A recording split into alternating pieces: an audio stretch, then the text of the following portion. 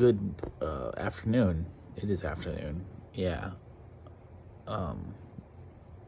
Ladies, gentlemen, non-binary peoples, this is Bronson's By Any Means Necessary Fantasy Football Talk for Tuesday, October 26th, 2022. Man, it's been a weird day. I don't really have anything notable to say about it, but it's just been weird. I've been tired. I don't know what it is. Ever since I came back from Arizona, I have been exhausted, sleeping way more than I used to. I don't know. Maybe it's got to be this change in seasons, the change in weather. The seasonal depression's already kicking in.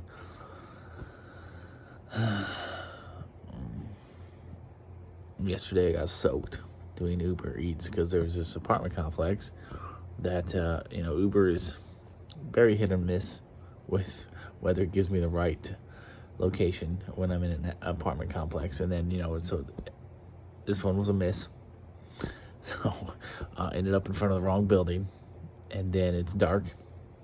A lot of these complexes don't have they have letters that you have to get out of the car to see, because you got to be able to walk up on it because it's not lit up. And it was pissing down rain. And I spent it was longer than 5 minutes looking for this one apartment. They ended up being at the very, very end of the complex. And I was parked middle. So, yeah, got soaked. Just not a fan of the rain. I'm not a fan of the rain around here. It just doesn't stop. It doesn't let up. And it really just bothers my car. My alternator something in my car is screeching again. I don't know what the hell it is. I thought it was my alternator. So I thought I solved that problem when I spent $400 to get it replaced. Didn't solve the problem.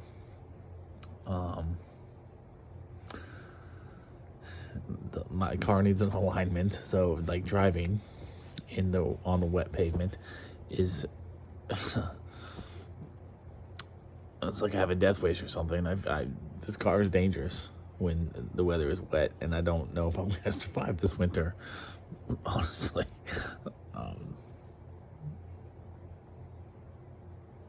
It's just a hassle. And then I have to run my defrosters all the time, and it doesn't really help. My back window is always bogged up. Can't see shit out my back window.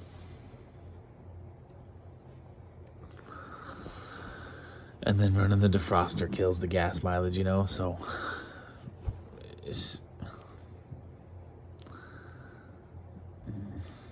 Anyways, haven't worked yet today because I was sleeping. I was up most of the morning, and then I was watching Netflix and folding my laundry, and I was passing out. I was like, okay, when this movie's over, I gotta take a nap. And I took a nap. Still woke up tired. Slept another half hour or so.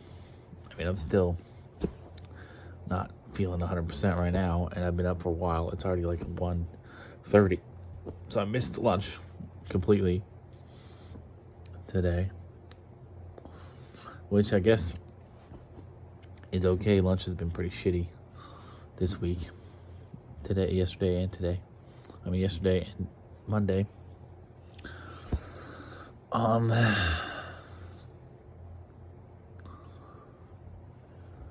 But yeah, let's get to it. Defense, special teams, spikes, and yikes. Your top 10 list for week 8.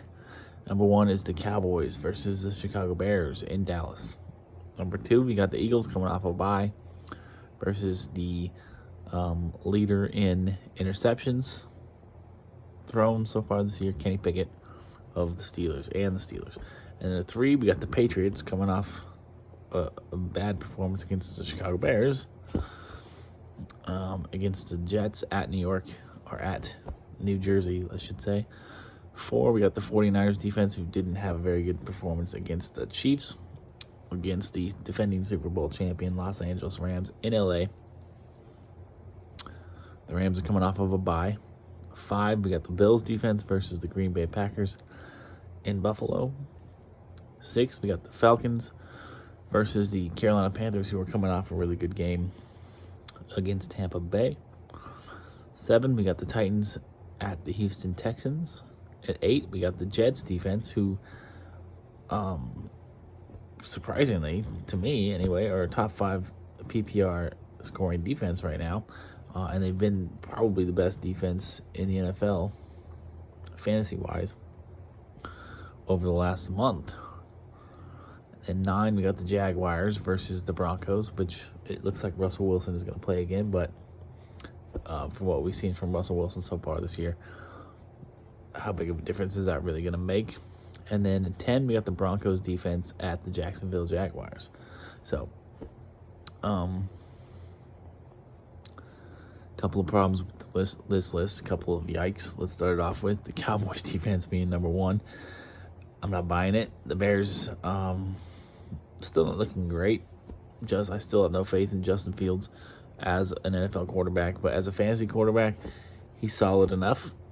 And we saw what the Bears defense did to the Patriots last week, so I can't see the Cowboys defense being number 1 overall, because I think the Eagles defense is already number 1 fantasy, and they're facing the Steelers off a bye. I really think the Eagles defense is going to be far and away the number 1 defense of the week this week. Cowboys, I would probably put a little bit lower. I would have them probably top 3 still, because I'm not super in love with any of the defense other than the Eagles defense this week. I'm not super in love with any of them. And I think the Titans defense is going to be really good.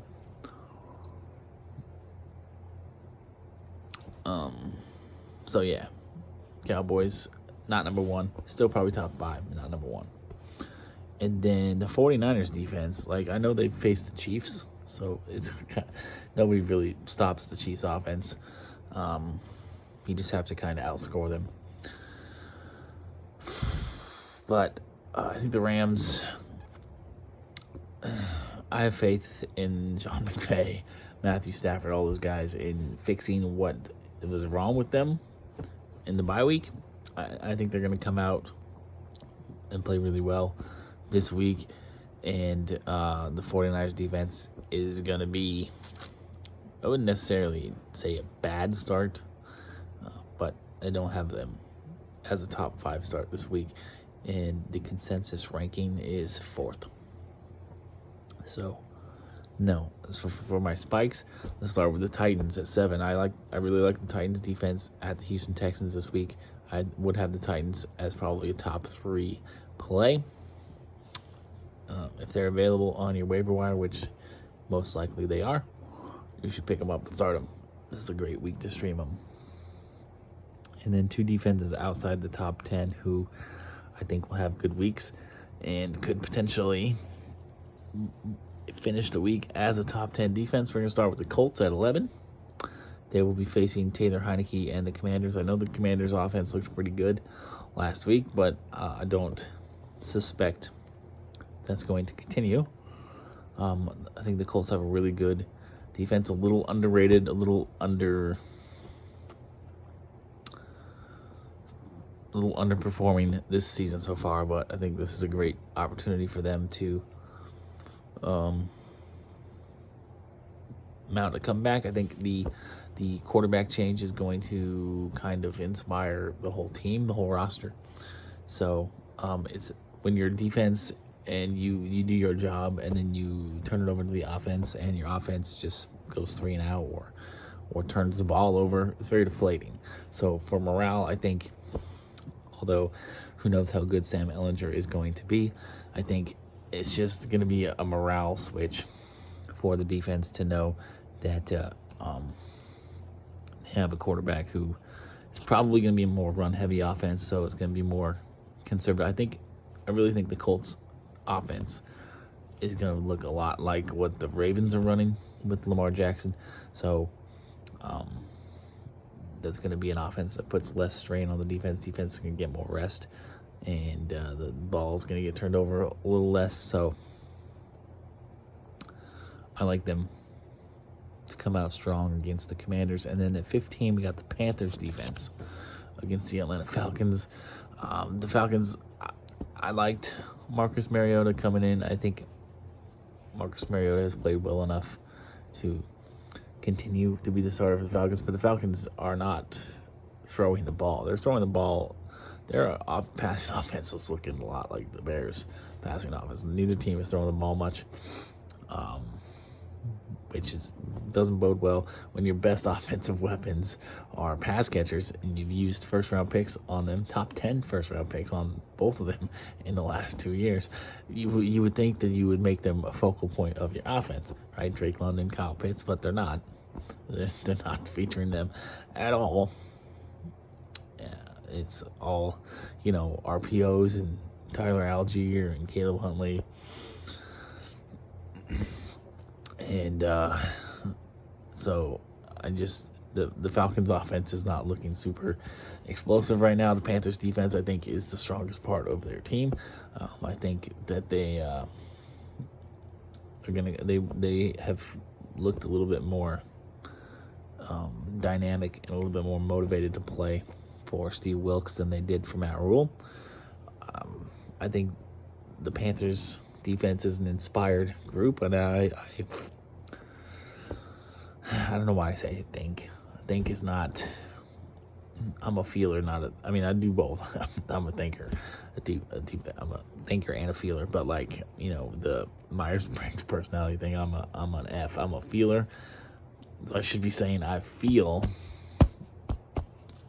that the Panthers defense is going to have a strong day against the Falcons offense. If you're in a 12-team league, Panthers defense might be worth starting. I don't know about a 10-team league because I don't see any of the defenses in the top 10. I don't think are really going to be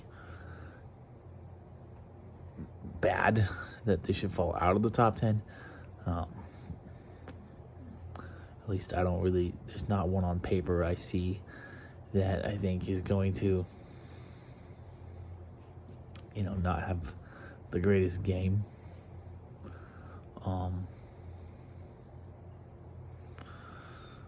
Even though I do think the Colts defense could be a top 10 defense, but I just don't know who I would move out of the top 10. So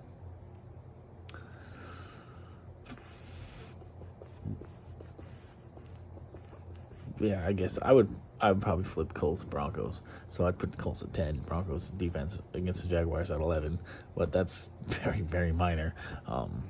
But Panthers defense, I feel is higher than 15 this week. I'd put them at 12. So in a 12-team league, you should start the Panthers defense. And